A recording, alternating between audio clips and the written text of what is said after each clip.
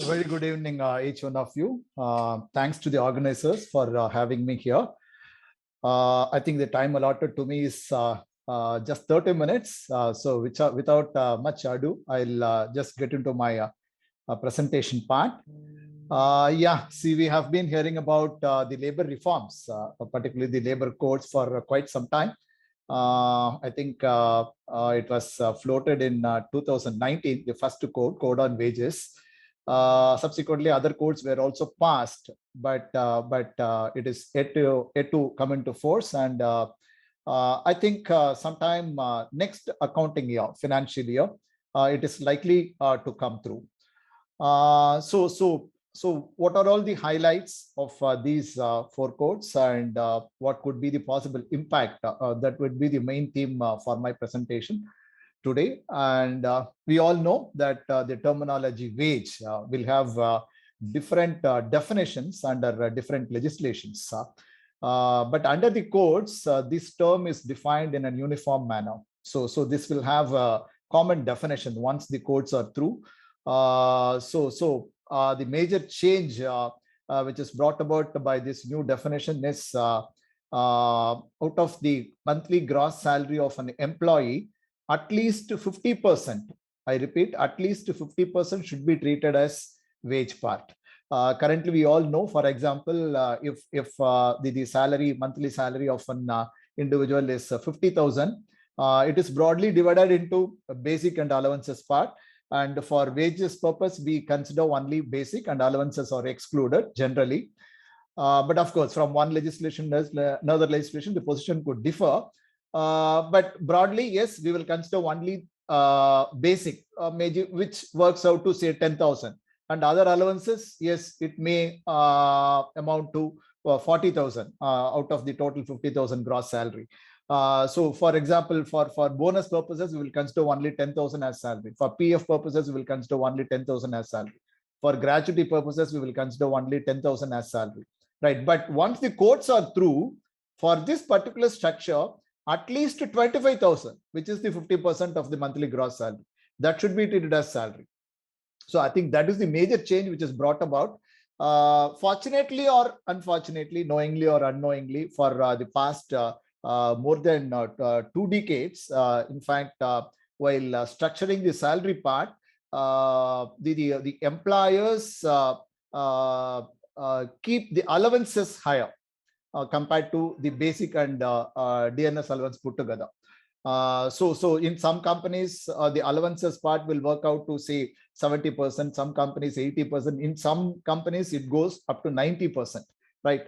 So that is the reason, in fact, this cap is now brought about. So the exclusion portion under a particular monthly salary of an individual cannot go beyond 50%, irrespective of the number of components it has.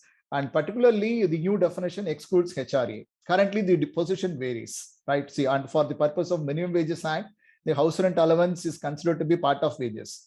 For the purpose of ESI, the house rent allowance is considered to be part of wages. Whereas it is not so with respect to PF. It is not so with respect to bonus. It is not so with respect to gratuity. But under the new code, it is the definition is going to common. It is going to be common. Except for the purposes of payment of wages and equal remuneration. For all the other things, whether it is PF or ESI or bonus or gratuity or maternity benefit, or for determining wages for employees' compensation or minimum wages, it is going to be common. The definition is going to common under all the four codes. And yes, it may appear that in the short term, the net take-home pay of the individual can come down, but in the long term, in fact, it will be beneficial to the employees.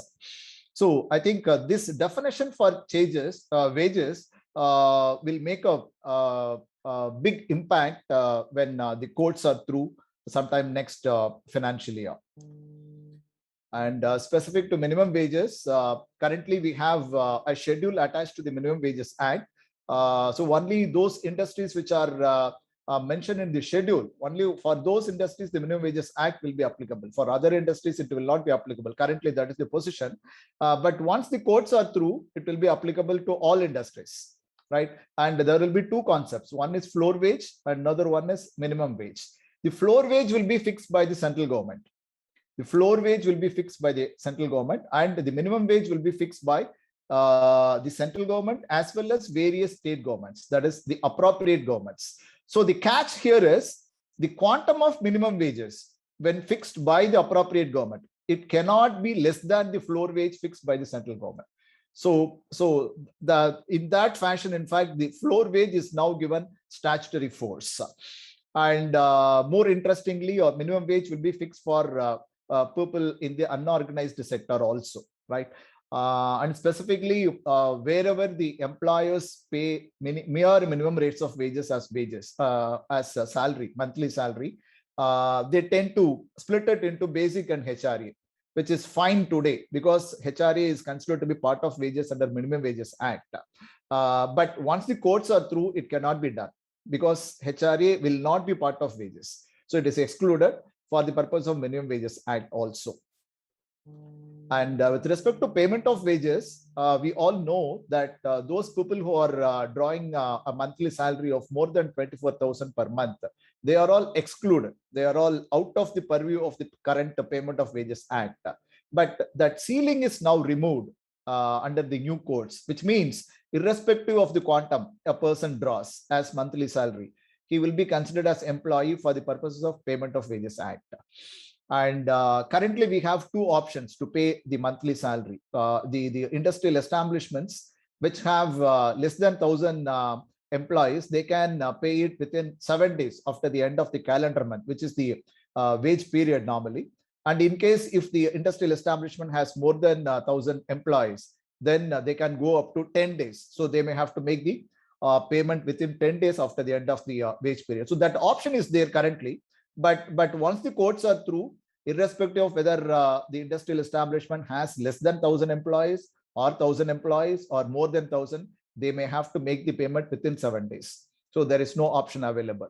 And when a person, employee, leaves the company, the wage settlement for that person is to be made within 2 working days. So this will be a challenge for the employers. I think proper process must be put in place. See, today also the position is same, but it is not applicable for resignation cases. But through the courts, even for the people who are getting relieved because of resignation, the wage settlement is to be made within 2 days. And for the purpose of payment of wages, I think all the components, like we discussed about HRA, which is excluded. Similarly, conveyance allowance, that is also excluded. But for the purpose of payment of wages, all these allowances will also be considered as part of wages. Moving on to payment of bonus. Again, we all know that those people who are having a monthly salary of less than 21,000 per month, they are alone eligible for payment of bonus. And for the calculation purposes, the ceiling is fixed to be 7,000 or the minimum rates of wages applicable to that individual employee for calculation purpose. So there is a ceiling for eligibility and there is a ceiling for calculation under Payment of Bonus Act. And this ceiling is fixed by the central government. And this is applicable across the country for all industries across the country. But now under the codes, the powers are given to the appropriate governments for fixing the ceiling, both for eligibility purposes as well as for the calculation purposes. So the possibility here is the ceiling for eligibility and the ceiling for calculation can vary from one government to another government, from one state to another state. That is possible. And the code very specifically says payment is to bonus payment is to be made by giving bank credit. So no other mode is accepted.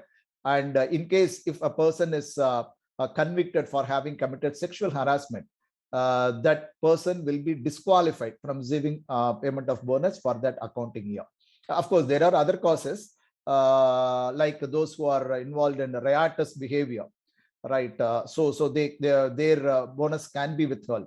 Apart from that, this conviction for sexual harassment is also added as a disqualification. And with respect to contract labor, I think engagement of contractors and contract labor, it continues to be the hot subject since the time the Contract Labor Act was enacted in 1970. We all know, again, if there are 20 or more contract workers engaged in an establishment, then the act will be applicable, similar to the establishment or the principal employer. And similarly, if a particular contractor engages 20 or more workers under him, then the act becomes applicable to him. Now, this threshold limit is getting increased from 20 to 50. So only if there are 50 or more contract workers engaged in an establishment, then the act will be applicable to the principal employer. Similarly, to the contractor also. So I think this will definitely help the industries in the MSME sector.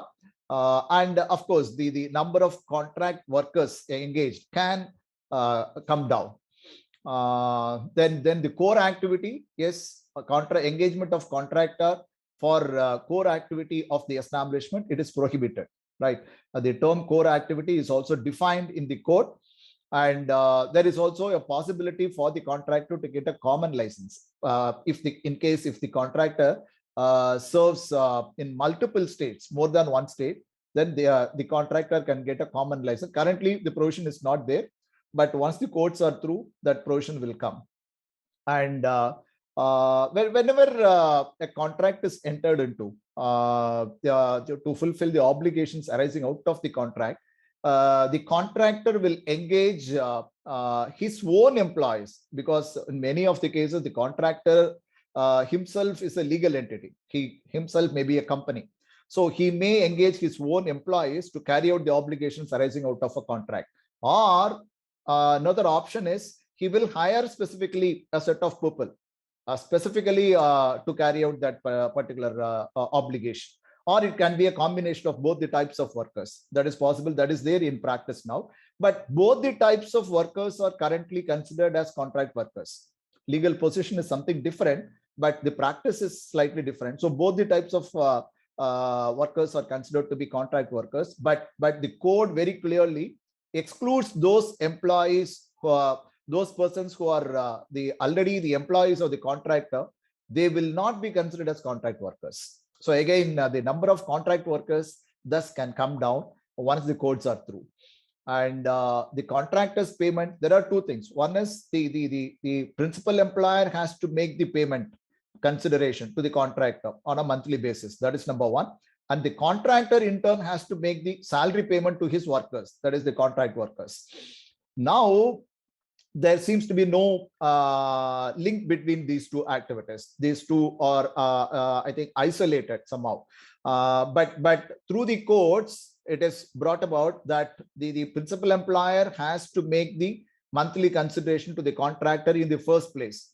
Only out of the consideration, the contractor is supposed to make the salary payment to his workers. I think the very idea of the engagement of contractor is this one, but somehow in practice, it is not so.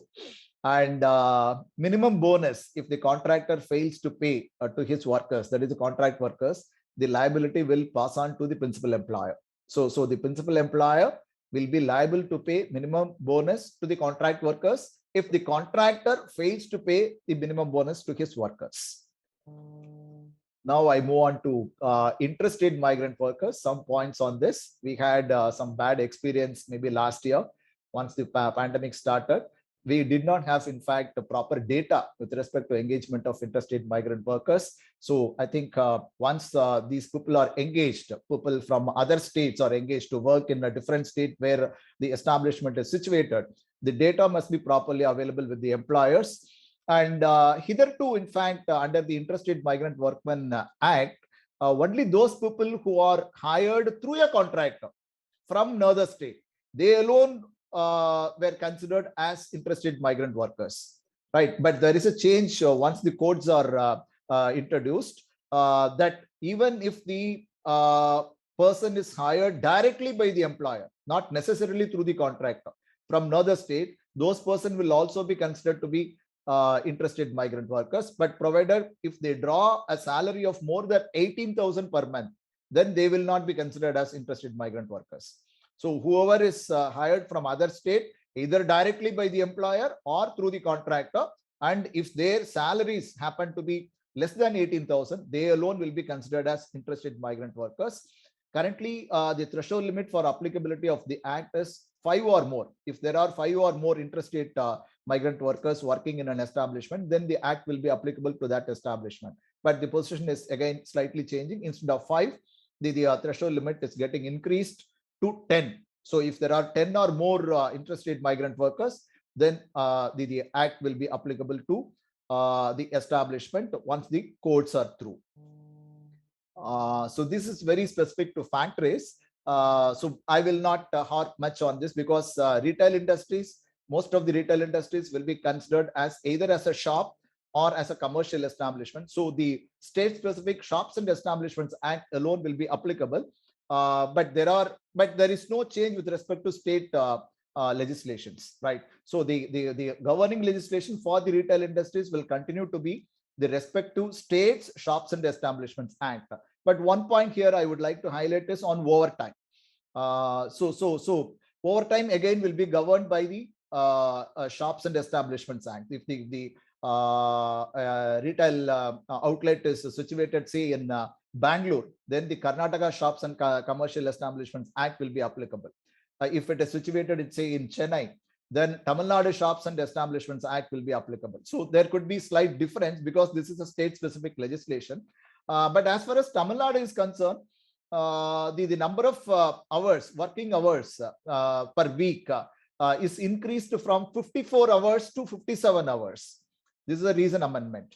So maybe more than 48 hours, if a person works in a week, that would be considered as overtime. So suppose if a person has worked, say, for 50 hours in a week, then 2 hours will be considered to be overtime. For that 2 hours, double the rate of wages is to be paid, right? So that is the idea. Similarly, per day, earlier an employee can be engaged up to 10 hours. That 10 hours is now increased to 10.5 hours as far as Tamil Nadu is concerned. This is very specific to Tamil Nadu. So almost the provisions will be same, but there could be differences with respect to the provisions of the same legislation under the other states. Take for example again Maharashtra. I think they have come up with a large, huge amendments in the provisions of the Shops and Establishments Act. I think they have made it based on the Model Shops and Establishments Act introduced by the central government sometime in 2016, which allows even engagement of women employees during the night time, whereas the other states Shops and Establishments Act do not allow that, right? But under the Maharashtra Shops and Establishments Act, it is possible now. But of course, if they are engaged, say, more than after 10 p.m. in the night, then I think they may have to follow the guidelines which are applicable for under the POSH Act, the Prevention of Sexual Harassment Act, like proper guard for them and proper transport for them, and the adequate lighting at the workplace. So such amenities are to be provided for the women employees if they are engaged beyond 10 p.m. in the night. I move on. So OSHWC means it is occupational safety, health, and working conditions. So this is one code. Now appointment order is made mandatory under the codes, right? So currently it is not so, except for one or two shops and establishments in specific states. They are mandating the issue of appointment order to the employees, but it is not there either under the Factories Act or under the other states Shops and Establishments Act. But under the codes, our issue of appointment order is made mandatory. And leave eligibility, yes, it is also changed, particularly with respect to factories, mines, and all. But as far as retail industries are concerned, I think it is to be provided as per the respective state Shops and Establishments Act only. And common registration and license, it is possible. See, there is a license which will be issued for a factory. There is a license which will be issued to a contractor under the Contract Labor Act. There is a license prescribed under BD and cigar establishments. Now, instead of getting separate registration or a separate license, common license is now possible under the courts. I think this will bring down the number of transactional compliance activities. And third-party audit is also proposed under the courts. And reduction in threshold limits, yes, for providing welfare officers, for providing safety officers, and for providing a canteen in a factory. The number of employees working in that establishment, that factory, is now reduced actually under the courts. And working conditions like the working hours per day, working hours in a week, overtime hours, and the holidays, weekly offs. I think it is now fixed centrally by under the Factories Act, but now the powers are again given to the appropriate government. So this is considered to be maybe a varying actions. So the powers are given to the appropriate governments to decide on the working hours or the overtime hours according to their maybe situation prevailing in their geographies. That is the idea. Now, specific to PF, we know that there is a ceiling of 15,000. So even if a person is drawing a salary of more than 15,000 per month, the contributions for PF can be restricted to 15,000. That is a choice available for the employers and the employees. But there is a confusion for determining the number of employees. Should the employer consider only those employees who are drawing less than 15,000 alone, or they may have to consider those people who are drawing more than 15,000 also, right? Because the PF Act will be applicable currently for establishments which engage 20 or more employees, right? But there is a confusion now, but under the courts, it is getting clear. It says that irrespective of whether a person is drawing less than 15,000 or more than 15,000, all these persons are to be counted for determining the number of employees. So if there are 20 or more employees working in an establishment, then the PF Act will be applicable, irrespective of the quantum of salary drawn by each of these employees. And it very specifically says the apprentices engaged under the Apprentices Act, they are not considered as employees, they are excluded employees, so they need not be brought under the purview of the PF Act. So the question arises whether the other types of apprentices, like apprentices engaged as per the policies of the company, or apprentices engaged as per the standing orders of the company, whether they would be considered as employees or not. I think that question remains. We may have to wait for scheme to be framed under the new codes, because PF scheme is not yet framed. Only then I think we will get the clarification. Specific to ESI, again, same like PF. So here, if there are 10 or more employees working in an establishment, then the ESI Act will be applicable. Again, for determining the number of employees, here also there is a ceiling of 21,000 for applicability to an individual employee. So irrespective of whether the person is drawing less than 21,000 or more than 21,000 per month as salary, all these people are to be counted to determine the number, right? For deciding on the applicability of the ESI Act to a particular establishment. And interestingly, currently the voluntary coverage is possible only for PF. Under ESI Act, there is no voluntary coverage provision, but through the courts, that is brought about under ESI also. So even if there are less than 10 employees, if the majority of the employees and the management, if they are agreeing, they can go for voluntary coverage of establishment under ESI. And mines, I think ESI is not applicable currently, but if there are 10 or more employees, then for mines also the ESI Act will be applicable once the codes are introduced. And in case if some accident happens while traveling, maybe commutation between home and office, or while returning from office to home, that will be considered as employment injury. So the default position would be, in case if there is some road accident happening while going to the office or coming back from the office, so that would be treated as employment injury. So they can get the benefits from the ESI corporation. And in case if a company fails to register an employee under ESI, or having registered but fails to pay the ESI contributions in respect of an employee, currently I think the ESI benefits will not be extended. But through the courts, I think the ESI corporation can extend the benefits, and whatever the amount incurred, that would be recovered from the establishment concerned. And COSS means it is Code on Social Security. The fixed term employment is now permitted under the Code on Social Security, which means we can engage as employer a person for a specific period. It is not necessary that that person should be carried through till that person attains 58 years or 55 years or 60 years, would be the retirement age normally.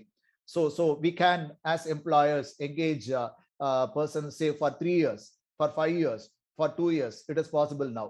So that is coming under the fixed term employee scheme that is permitted now through the courts. And in case if the fixed term employees are engaged, then they will be eligible for proportionate gratuity, because we all know, again, a person will be entitled for gratuity only if he renders a continuous service of 5 years, right? Only then that person will be eligible for gratuity. But with respect to fixed term employees, even if they are specifically engaged for lesser number of years, less than 5, they will be still eligible for gratuity, but on a proportionate basis. And with respect to maternity, yes, the establishment has to provide a creche if there are 50 or more women employees working in that establishment. And we all know the Employment Exchanges Act. Currently, the act will be applicable if there are 25 or more employees in that establishment. That number is now coming down to 20. So if there are 20 or more employees, then I think for that establishment, the Employment Exchanges Act will be applicable. Now it will be called as employment information. So it will be called as career centers, right? The nomenclature is getting changed. And there is a proposal to extend the social security benefits to unorganized sector also, right? So take, for example, Ola driver or Uber driver, or people from working for Zomato. I think they do not have, they are not into formal employment. So they fall under the unorganized category. But once these codes are through, I think these people will also be eligible for social security provided under the code on social security. And now I think it is important for the employers to get the Aadhaar number at the time of recruitment, right? I think this is going to form the basis for any of the workers to avail any of the benefits provided under any of the labor legislations. I think without Aadhaar number, it may not be possible. So it is better we should make it as a part of recruitment process to get the Aadhaar number from the individual employees. And in case of PF and ESI, the inspection, when the inspection is done, and if there is some default, the claim can go back up to 5 years, not beyond 5 years. Then the Industrial Relations Code. So we have standing orders. Currently, the Standing Orders Act will be applicable if there are 100 or more employees working in an establishment. That threshold number of 100 is now getting increased to 300. So I think that should again help the employers. And again, the standing orders part under the IR code, it permits engagement of fixed term employees. And when the draft standing orders are submitted, and if there is no response from the authority concerned for say 60 days, then I think it would be deemed as approved, right? I think so. The deemed approval process is also now brought in through the courts. And again, as we all know that for retrenchment or laying off employees, if there are 100 or more workers working in an industrial establishment, then the employer has to obtain permission. Again, this threshold number of 100 is getting increased to 300, right? I think this has been a long time request of the employers to enhance the number. So I think that is done through the courts. And if more than 50% of the employees working in an establishment, if they go on mass casual leave, I think then that could be treated as strike. So action can be taken against those employees. Similarly, in case of go slow, if it is willful, then I think that would be considered as unfair labor practice on the part of the employees, and action can be taken by the employer. And again, more importantly, compulsory recognition of trade union is now brought in. So if there is a union and in a particular establishment, and the union represents more than 50% of the workers working there, then I think that union should be necessarily recognized. In case if there are multiple unions and none of the unions has the support of more than 50% of the employees, then I think the employer has to initiate the action to form a negotiating council. So maybe for any key decision, I think the management has to discuss with the negotiating council. So there will be definitely a recognized union or a negotiating council available in an establishment. So it could be maybe slightly a challenge for the employers. So only after a consultation with them, they can take some key decisions. I think we have come to an end. I just thought since the time allotted to me was 30 minutes, I can bring some important points as highlights here. Once again, on my own behalf and on behalf of my company, I thank the organizers for the opportunity provided, for the slot given. Thank you, and it is over to you, Rakesh. Yes, sir. Thank you so much. Yeah. Sir, if someone can help me to share screen, please. I don't have the permission to do that. Sir, Vardhan, sir, yes. All right. So, yeah. So all this while we've witnessed how the compliances can affect an individual establishment or branches of companies where you have. Now, I would like to talk about our company before and getting into the product. So Aprajita Group of Companies is a 20-year-old organization in India offering labor compliances as a consultant service. So we started off in Madurai, which is a tier 2 city in Tamil Nadu, and today we are a pan-India organization. So I have close to 20 years of experience. I'm a market leader. I have 1,300 core employees working for Aprajita. I have presence across every state capital. Okay, so with this, this started 20 years back, and as a consultant, it is my core responsibility to ensure that my client compliances are in place. So I partner with clients to ensure the registers, the returns, all activities related to compliances are upheld and upkept. Okay. 3-4 years back, we felt there's a lot of shift happening in the market and we need to be prepared to the digital era of compliances, and that's where Comfy was born.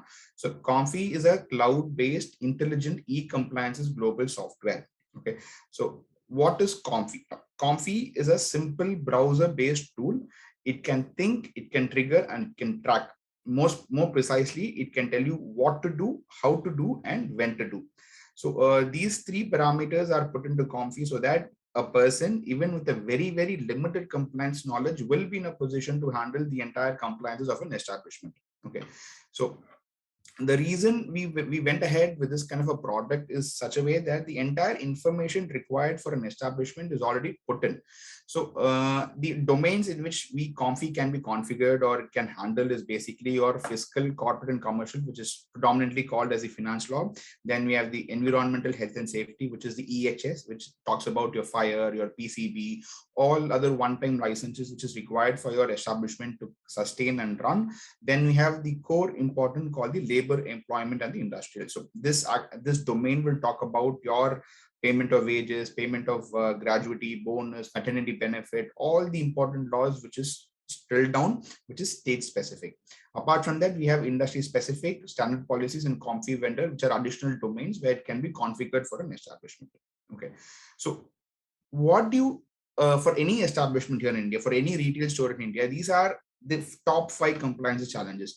See, you either have multiple branches across the country and the compliances keeps differing from one state to the other. So your establishment here in Chennai might not have the same establishment or will not have the same amount of compliances in Bangalore and Delhi. So this keeps varying.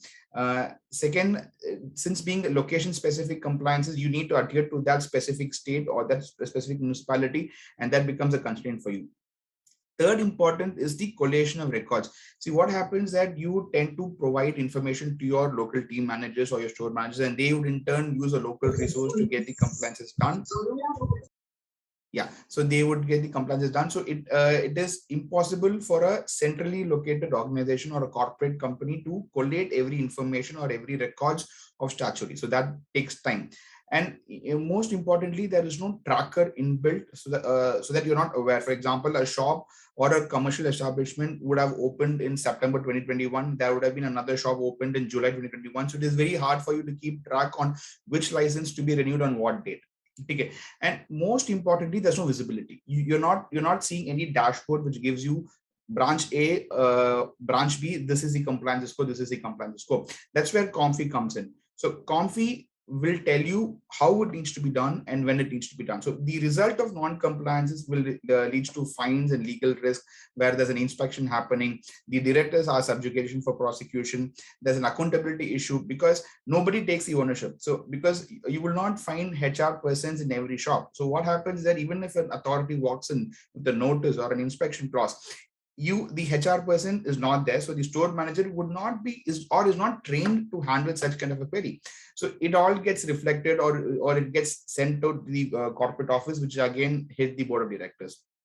And this kind of information leaked in the market will have a reputational loss also, because what if some news comes in that this agency or this organization is been saying that they are not adhering to labor laws, so that has reputational cost which cannot be justified. Okay, so what is Comfy and how we can support you on this? Comfy is a software which can think, trigger, and track, or more precisely, it will tell you what to do, how to do, and when to do. So what ideally happens is that Comfy will analyze the entire compliances required for that particular establishment. We will configure all the tasks for you. It will give you email reminders and software reminders for your team to perform. And then once the team completes it, it goes to the dashboard and says, this is completed. So Comfy runs on a maker checker concept. So there are two people involved. There needs to be a person who needs to work on the data, and needs to be a person who needs to approve the data. In case if there a due date for, let's take example, PF payment is done centrally, so that will not become a huge issue for you. But for SND registration or for SND license, trade license renewal, these are state specific laws which you need to adhere on time. So if the trade license is to be done on 15th or let's say 30th of November, the software can give you a 30 or a 45-day window notice in advance, so that you are well prepared. You get the application form filled up. The software will keep providing with all information like the application form, whom to contact, when to contact, every information is there. You just have to follow what the software says, get it done, and get it stored in the system. So this is what a Comfy is, and every Comfy, the software is built in such a way that every establishment will have a dynamic dashboard which clearly says how what is your compliance score, how many is not complied, how many is delayed complied, and how many are complied. Okay, so the first feature which I would like to talk about the software is the compliance assurance. Since with 20 years of experience here in India today, we are 100% sure what all compliances would be is available, is applicable, and would be mapped to your organization. So compliance assurance is something which we know, and we have knowledge mapping. So every branch will be mapped with compliances. It is not that we give you the entire bulk and say you pick and choose. We don't do that.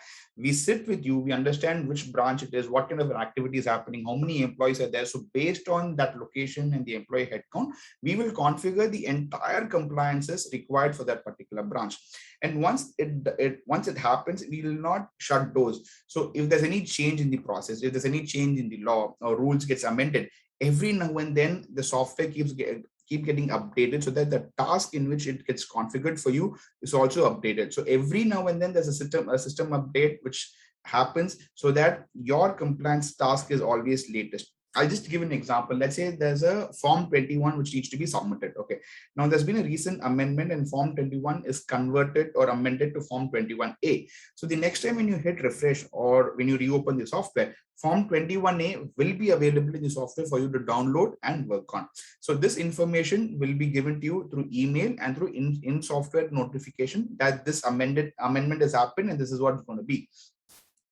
And the final important point is the e-repository. So as I was saying, when you have 50, 100, 200 branches across the country, and every branch has to have their own compliances done, it is impossible for you to track what's happening. Parallelly, it's very impossible for you to collate information. So Comfy can be your one-stop tool where every information, every register, every license is taken by that particular branch can be uploaded in the software, and it stores there. So you just have to log in Comfy, that one single tool, and that tool will give you information about all branches, all information, all licenses pertaining to that particular branch.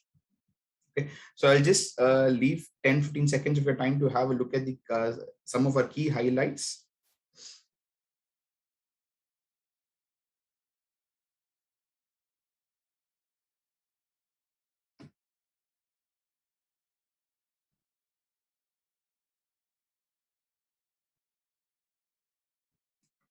Yeah, so before I wind up, I would just like to take another 1 minute to quickly talk about the features. The software is auto-triggered tracking and escalation of compliance gap. There is no manual intervention which keeps giving you update. Everything is done in the software. So there's an auto trigger happening. We have the complete knowledge. Again, we have 20 years of experience here in India. So we pretty much know what all compliance needs to be done. We have a complete repository. There's a special feature of tracking your overdue compliances. So any task which is overdue, there's a specific tab available for you to track and complete it. This is very important when you're looking in for a merger or acquisition. When a global company wants to invest in an Indian organization, it's very imperative that you keep your compliances in place. Mr. Vardhan sir would also, try to add a point or appreciate, because we've seen a lot of companies who are professionally or financially sound and good, and they make profit, but unfortunately their compliances are not in place. So even now, when we do an audit of the firm and we find out they have a huge penalty or a consequential risk, the entire merger acquisition can go for a toss. So it is always imperative that you keep your compliances or adhere to the law of the land from day one. Fourth important point, we give you notification alert with inbuilt probing mechanism. So there can be a scenario where today you might be applicable for 5 different tax. I'm just taking a wild example here, but tomorrow with increase of size, of increase of employees, your compliances or your acts can increase. So how will Comfy know? So there's a probing mechanism which happens. We will keep on asking you every 30 days whether the information what you've given is still correct. If there's a change of information, if there's a change of employees, if there's a change of activity, do let us know so that we will update the software and give it to you, or will update the tasks and give it to you, so that you are always 100% compliant on that day. And this has a very special meeting where we will say we can flag non-compliance risk. So what happens when you don't adhere to a task? Okay, let's say 15th is a cutoff date. The first reminder goes on first. All right. So the software will take some time for you to work on it. But if you're not working on it, parallelly, the second reminder will go on 10th. There'll be a third reminder sent on 13th. So that we will always push you. See, this is a tool. This is a software. We cannot arm twist you and say, do the compliance. We can only provide you with all the amino acids required for you to be compliant on your own. Second, we have available reports for internal and external audit. As I was talking about the merger and acquisition case, in case you want to present Comfy or you want to present your overall compliances to your management, to your investor, you can always use Comfy because it has a very clear dashboard. It tells you branch-wise what is the compliance score, branch-wise what are your non-compliances, and where are the areas where you need to focus on. And there's an escalation matrix. If A isn't doing, B needs to do. If B isn't doing, C needs to do. So every user is given a scorecard where he can find out how many tasks he's been assigned with, how many has he completed, and if not completed, what is the time gap. So this can also be used as a performance management for an executive. And we have this feature, whatever feature which I was talking about, which is available as a web-based, is also on a mobile platform for both Android and iOS. Anytime you can always download the app, see the entire data and get it done. And we have dedicated data server to access the historical organization data. So we are partnered with Amazon Web Service, AWS for global repository. So whatever information or the data you provide or you upload into Comfy is stored there. Okay, so with this, I'm concluding the entire demo of the product. And as a very special mention, if there are clients or if there are any inquiries, if it turns out to be business and any member of RAI, we have a very special discounted price for them. So do please reach out to us. And if you have some time, do visit our stall for more information. Thank you. My name is Rakesh from Aparajita Corporate Services.